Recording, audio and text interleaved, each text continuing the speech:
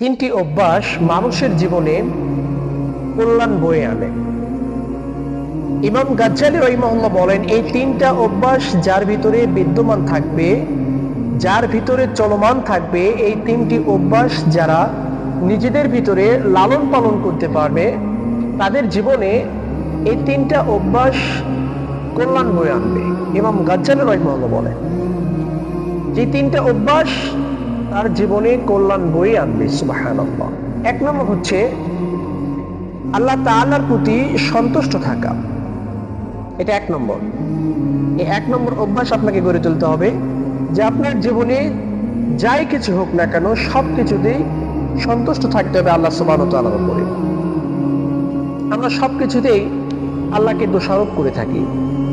যখন আপনি দুঃখে পড়েন, অসুখে পড়েন, তখন আপনি আল্লাহ তাআলাকে দায়ী করতে থাকেন না, বরং আপনি